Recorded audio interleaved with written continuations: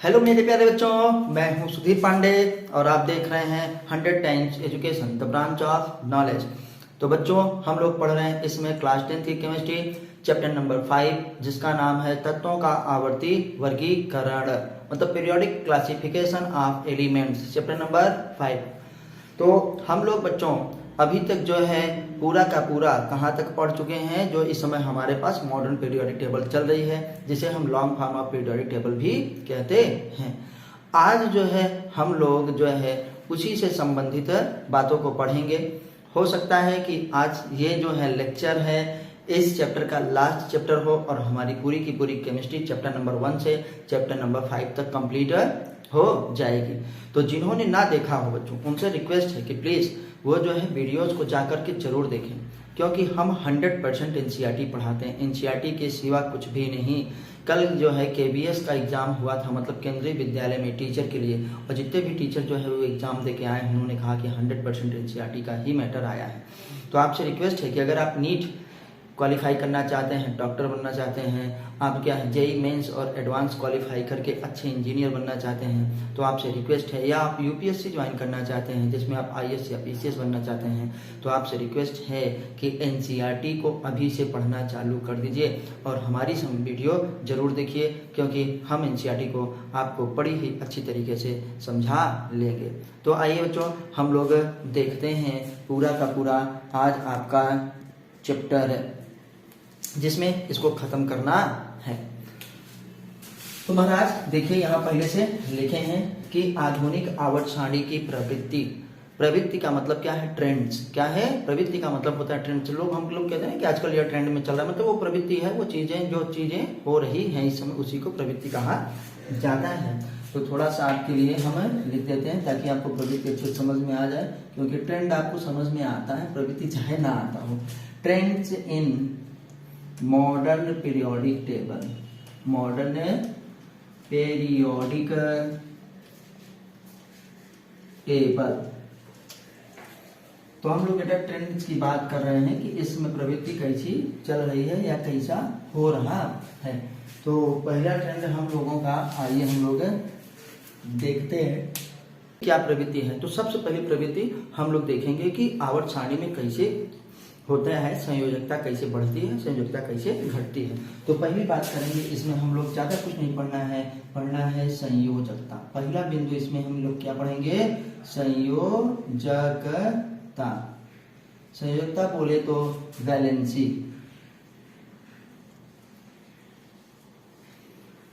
अब वैलेंसी क्या होती है, संयोजकता क्या होती है, तो आइए हम लोग थोड़ा सा पढ़ लेते हैं। किसी तत्व की संयोजकता, किसी तत्व की संयोजकता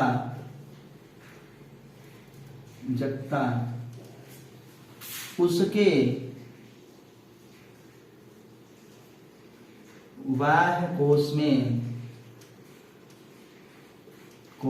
में उपस्थित संयोजी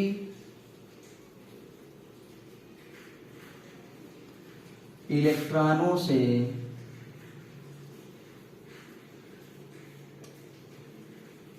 निर्धारित की जाती है,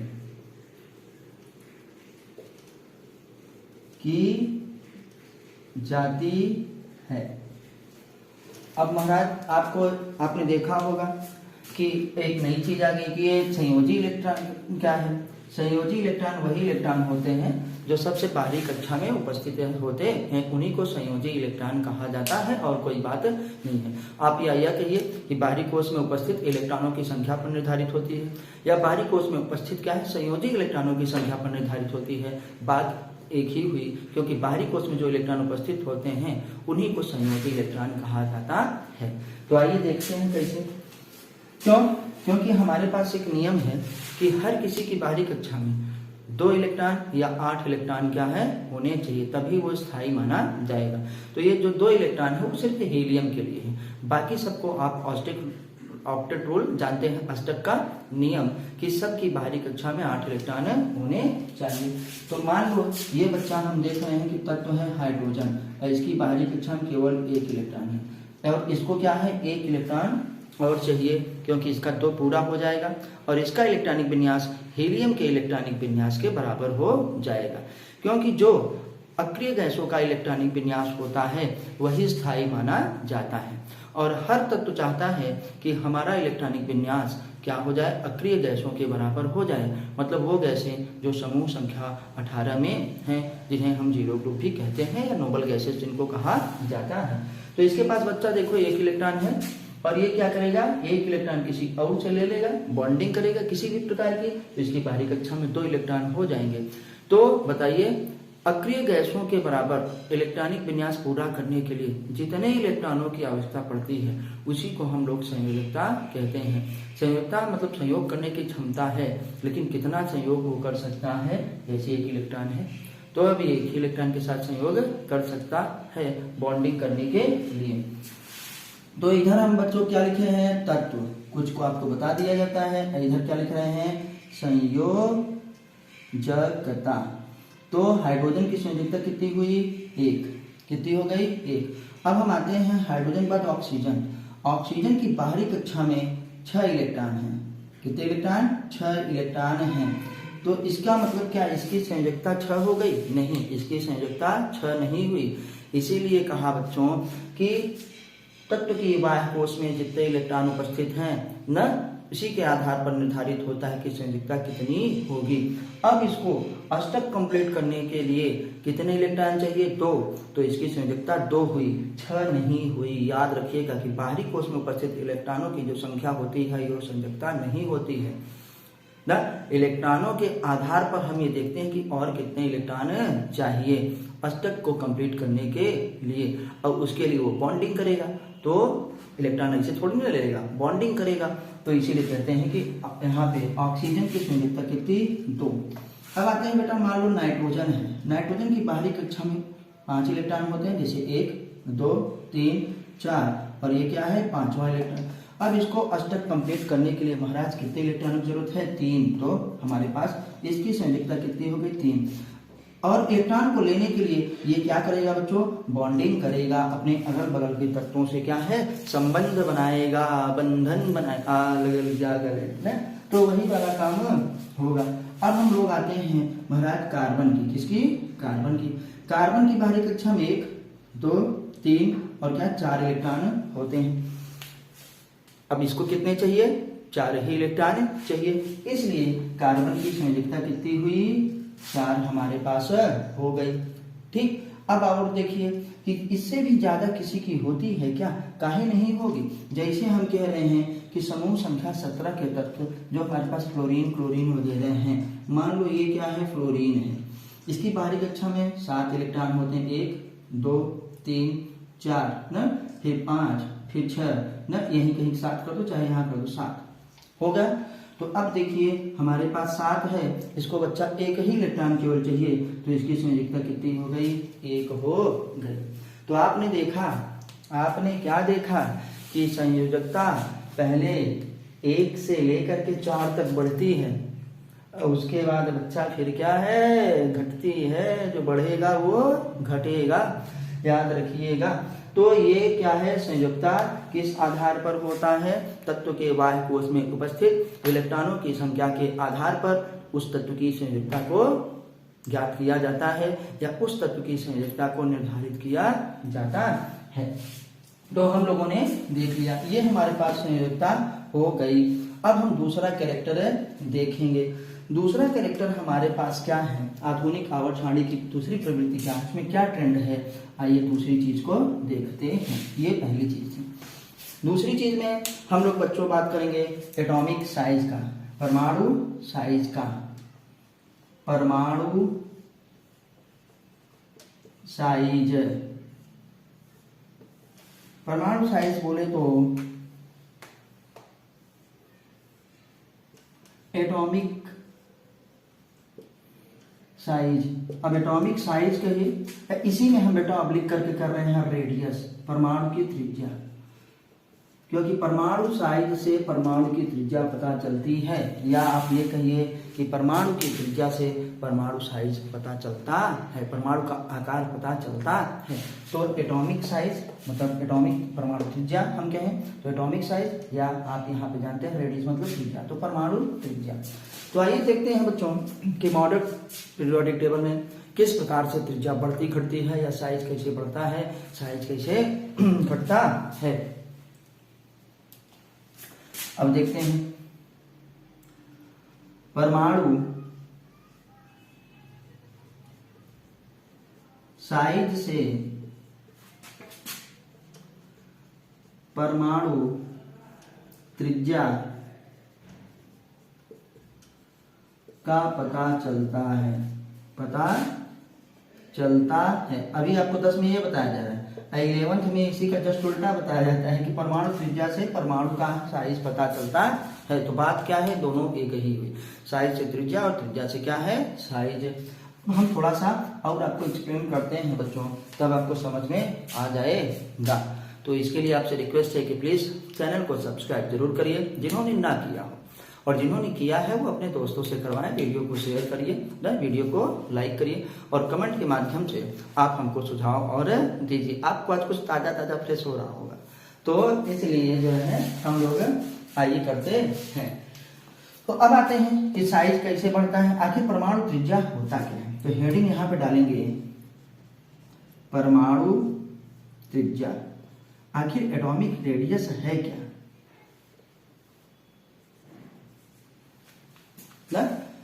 देखते हैं, जिसे हम एटॉमिक रेडियस कहते हैं परमाणु त्रिज्या को। तो किसी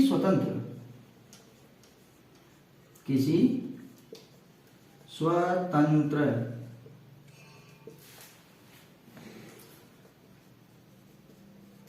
परमाणु में उसके नाभिक से बाह्यतम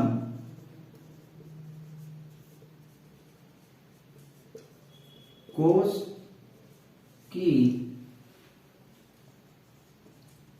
दूरी को परमाणु त्रिज्या कहते हैं, परमाणु त्रिज्या कहते हैं। क्या हुआ भैया परमाणु त्रिज्या, कि हमारे पास कोई स्वतंत्र परमाणु है, उसके नाभिक से न बाह्यतम कोश, नाभिक से बाह्यतम कोश की दूरी को परमाणु त्रिज्या कहते हैं। अब आइए इसको मिटा करके यहीं पे देख लेते हैं। तो आज हमारे पास जो ये मिटने वाला है वो तो भयंकर बड़ा सा है। आइए आपको दिखाते हैं कि कैसे बेटा संयोजकता हम लोग देख चुके थे। तो अब यहाँ पे हम लोग पढ़ रहे हैं किसको, एटॉमिक रेडियस को, परमाणु की साइज को। तो देखते हैं कि कैसे होता है परमाणु का साइज। मान लीजिए हमारे पास एक हाइड्रोजन एटम है ये, ठीक, और ये इसकी क्या है हमारे पास न्यूक्लियस केंद्रक। अब जानते हैं कि हाइड्रोजन में केवल क्या है, एक ही कोश होता है। तो नाभिक से लेकर के ये हमारे बाह्य कोश की जो दूरी है यही है रेडियस, यही क्या है, रेडियस, एटॉमिक रेडियस। इसे आर से हम लोग रिप्रेजेंट करते हैं, इसको परमाणु त्रिज्या कहा जाता है। तो बेटा एक एग्जांपल ले लेते हैं यहीं पे कि हाइड्रोजन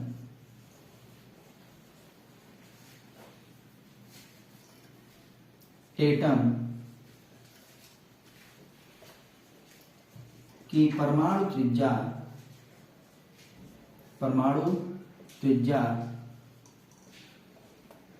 37 पिको क्या है, मीटर।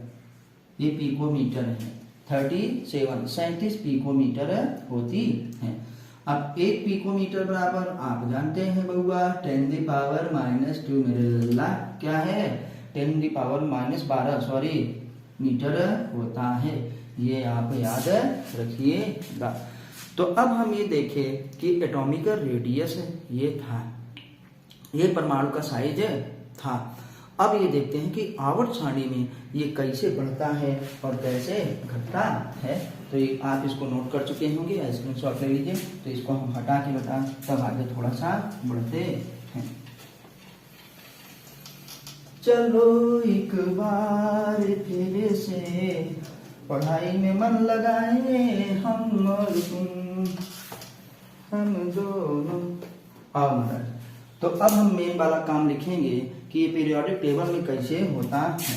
तो आप जानते हैं कि इधर इधर जो ऐसे ऐसे पंक्तियां बनी थी बेटा, ये क्या था, इसे हम लोग आवर्त कहते थे, पीरियड। और जो ऐसे ऐसे पंक्तियां बनी थी, कितना 18 ठो, उसे क्या कहते हैं, समूह। ऐसे ऐसे कितनी पंक्तियां थी, 7। 1 2 3 4 5, अल्लो दिखा दे रहे हैं 6, और ये क्या हो गया 7। अब ऐसे ऐसे हमारे पास कुल मिलाकर के कितने थे, 18 समूह थे। तो इसका मतलब आप ध्यान से इधर देखिए, ये हमने आपको दिखाया कि ऐसे ऐसे जो पंक्तियां हैं वो क्या थे, पीरियड्स। 1 2 3 यहाँ 4 5 6 7, और ऐसे ऐसे जो थे वो समूह थे, ग्रुप्स। तो हम लोग क्या करते हैं कि समूहों में क्या है, समूहों में ऊपर से नीचे आने पर, ये समूह था, ये ग्रुप्स हैं, ऊपर से नीचे द्वारा, ये क्या है, आवर्त। तो इसको कहते हैं टॉप टू बॉटम, याद रखिएगा। ये है टॉप, ये है बेटा बॉटम, मतलब ऊपर से नीचे आने पर।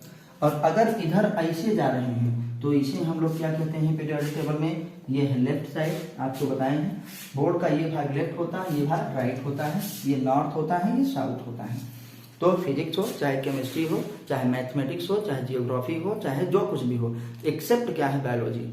बायो में इसका जस्ट उल्टा होता है, क्योंकि हम लोग ऐसे पलट जाते हैं। तो बायो में चित्र जो बनाएंगे इधर वाला दाहिना भाग होगा, उधर वाला बायां। लेकिन केमिस्ट्री वगैरह चाहे जिसमें, तो इधर से अगर हम इधर जा रहे हैं बच्चों, इधर से इधर देखो ऐसे जा रहे हैं, अब पीरियोडिक टेबल पूरा दिखा रहे हैं, इधर से इधर जा रहे हैं तो इसे हम क्या कहेंगे, लेफ्ट टू क्या है, राइट, बाएं से दाएं जाने पर महाराज। और अगर बच्चा इधर से इधर आ रहे हैं तो इसे हम क्या कहेंगे, top to bottom. Top to bottom मतलब ऊपर से नीचे जाने पर। तो आप ये पीरियोडिक टेबल मान लीजिए इसको, ये पीरियोडिक टेबल हमारे पास बनी है, इसको इसलिए बनाए हैं ताकि आपको अच्छे से समझ में आए। अब थोड़ा सा हटा लेते हैं, क्योंकि यहीं पे तो हमको लिखना है, इसको भी हटाते हैं। चलिए, ताकि आपको अच्छे से समझ में आ सके, इसके लिए मैंने उसको मिटा दिया। टॉप टू हमारे पास क्या है बेटा, बॉटम, ऊपर से नीचे, और ये बाएं से दाएं। तो आइए पहला पॉइंट हम लोग यहां से ही चालू करते हैं कि आवर्त सारणी में, आवर्त सारणी में बाएं से दाएं, बाएं से दाएं। अब बाएं से दाएं कहाँ बेटा, ये देखिए जो इधर से इधर जा रहे हैं आवर्त में, क्या है, बाएं से दाएं। तो इसका मतलब क्या हुआ, आवर्त में, ठीक, जाने पर, जाने पर परमाणु आकार या परमाणु का साइज न घटता है, घटता है। आपको ये पता चल गया कि जब हम लोग आवर्त में क्या करते हैं या पीरियोडिक टेबल में, ये देखो बाएं से दाएं जाते हैं तो क्या होता है, परमाणु का आकार घटता है महाराज, याद रखिएगा। और क्यों घटता है, क्यों, क्योंकि जब इधर से इधर जा रहे हैं तो परमाणु क्रमांक बढ़ रहा है, और परमाणु क्रमांक जब बढ़ता है तो वही क्या होता है, इलेक्ट्रॉनों की संख्या, और वही क्या है, प्रोटॉनों की संख्या। नाभिक में आवेश बढ़ता है और वो बाह्य कोश के इलेक्ट्रॉन को क्या अपनी तरफ खींच लेता है, आकर्षित कर लेता है, जिससे साइज उसका रिड्यूस हो जाता है, छोटा हो जाता है। तो रीजन लिख रहा है, और रीजन मतलब भैया बहुत जरूरी है, खतरा है, इसलिए रेड से लिखेंगे, क्योंकि परमाणु क्रमांक बढ़ने पर क्या होता है, नाभिक में आवेश बढ़ जाता है, जिससे बाह्य कोश में उपस्थित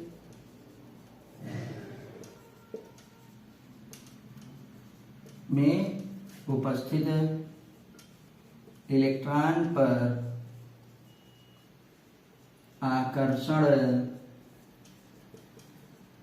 बढ़ता है और नाभिक इलेक्ट्रॉन को अपनी तरफ खींच लेता है, अपनी तरफ। पूरा बेटा व्याख्या कर दे रहे हैं, खींच लेता है,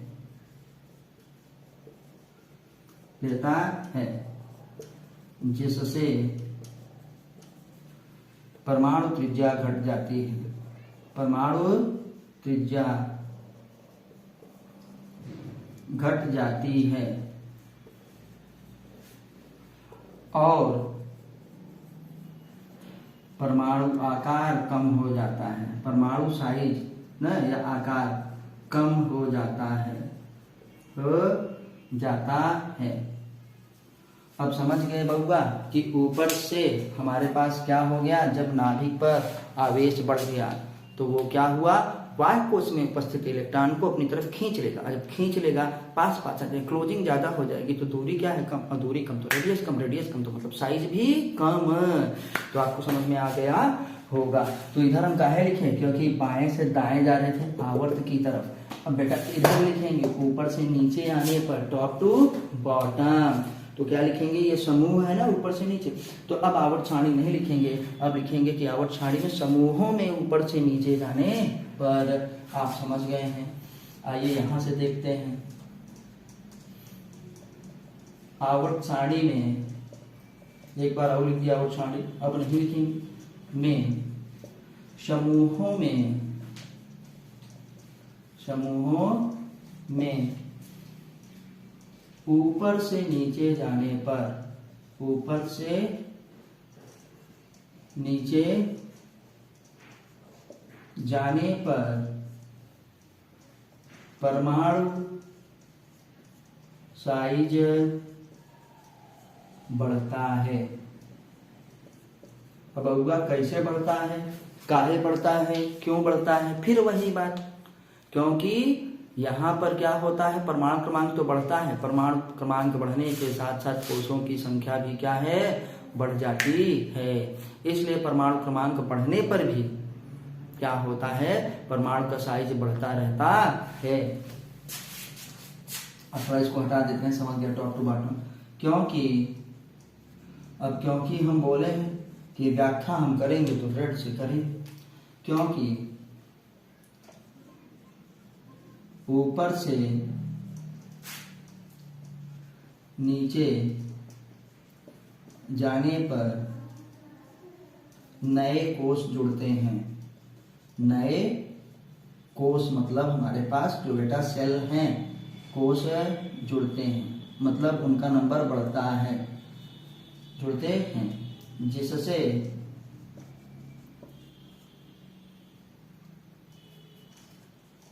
परमाणु क्रमांक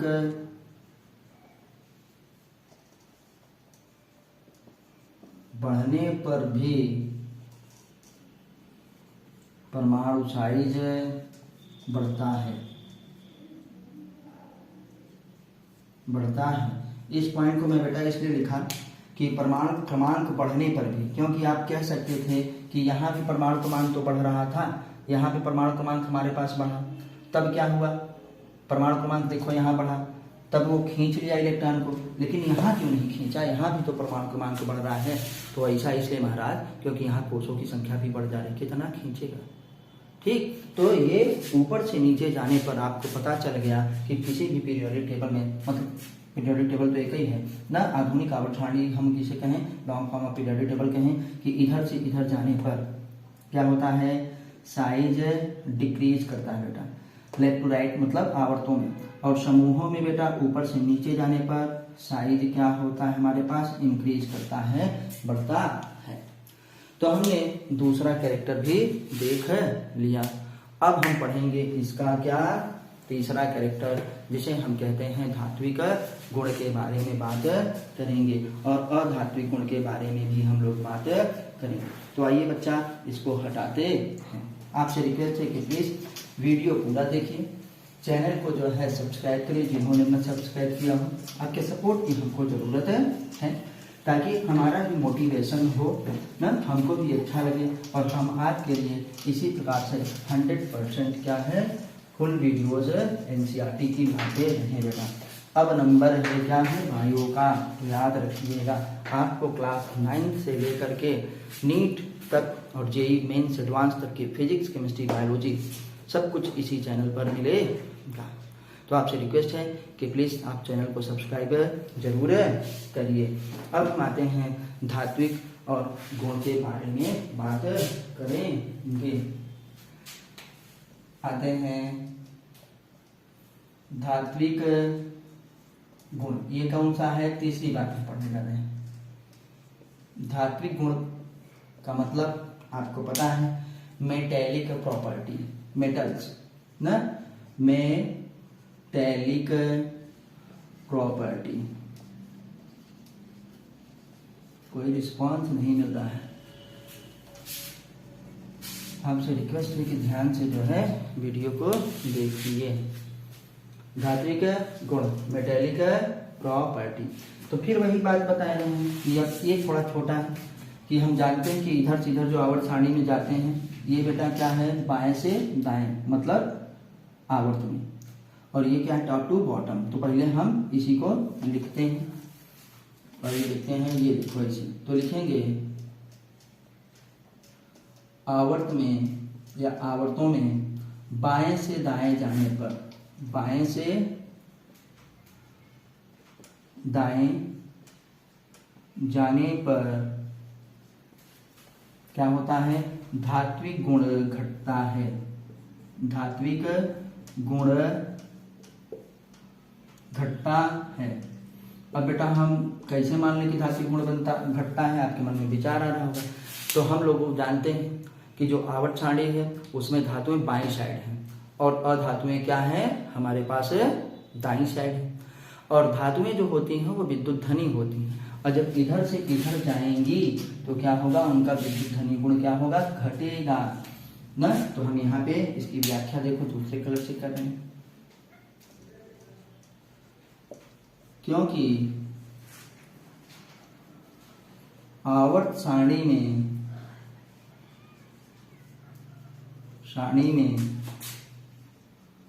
धातुएं कहाँ पे हैं, बाईं ओर स्थित हैं, और अधातुएं दाईं ओर स्थित हैं, स्थित है किधर भैया, दाईं ओर स्थित है। अब आइए नेक्स्ट पॉइंट में यहाँ पे देखते हैं, ठीक।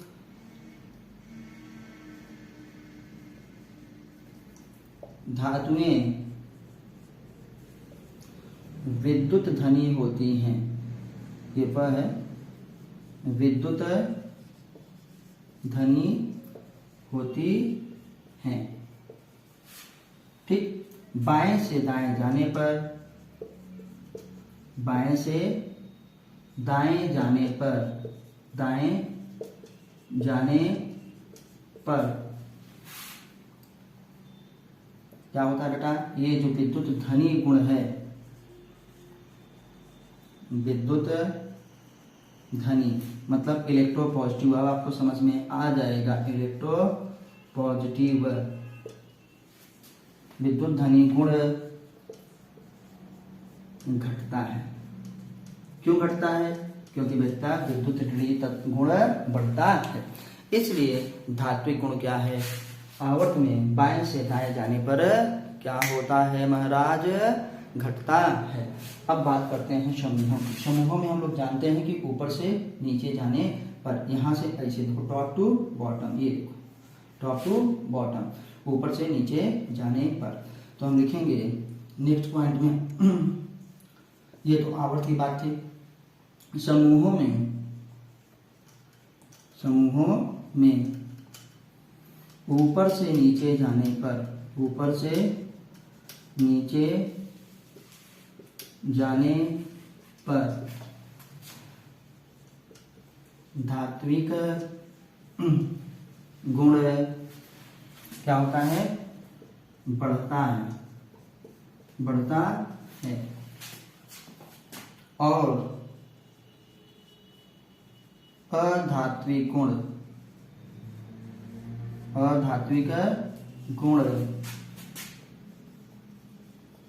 घटता है। तो बेटा हमने यहाँ पे बस इतना लिखा था कि धात्विक गुण मेटेलिक प्रॉपर्टी, लेकिन इसमें आपको अधातु वाला भी बता दिए। तो आप याद रखिएगा कि धात्विक गुण, या यही हेडिंग और डाल दीजिए एवं, साथ में हो जा रहा है एवं अधात्विक गुण, एवं अधात्विक गुण मतलब क्या हुआ? Non metallic property, non metallic property, दोनों साथ साथ। इसलिए साथ साथ दिखा रहे हैं, क्यों जरूरी है? क्योंकि जैसे अभी बात किए कि आवर्त में बाएं से दाएं जाने पर धात्विक गुण क्या होता है? घटता है। जब धात्विक गुण घटता है तो बढ़ता क्या है? अधात्विक गुण बढ़ता है, क्योंकि आवर्त सारणी में धातुएं बाईं ओर स्थित हैं। किधर बेटा स्थित हैं? बाईं ओर। धातुएं कहाँ पे? बाईं ओर स्थित हैं, और अधातुएं दाईं ओर स्थित हैं। धातुएं विद्युत धनी होती हैं। जब बाएं से दाएं जाने पर विद्युत धनी क्या है? गुण घटता है। इलेक्ट्रोपॉजिटिव क्या है? नेचर क्या है? घटता है। तो बेटा जब धात्विक गुण घटता है तो इसका मतलब क्या है कि अधात्विक गुण बढ़ता है। उसको हम यहाँ पे लिखे नहीं है, तो यहाँ पे लिख देते हैं कि अतः अधात्विक गुण बढ़ता है। तो आप क्या कहेंगे कि आवर्त सारणी में बाएं से दाएं जाने पर धात्विक गुण घटता है और अधात्विक गुण बढ़ता है। लेकिन ऊपर से नीचे जाने पर, मतलब समूहों में ऊपर से नीचे जाने पर धात्विक गुण बढ़ता है और अधात्विक गुण घटता है। तो इसकी यहाँ पे व्याख्या हो चुकी है।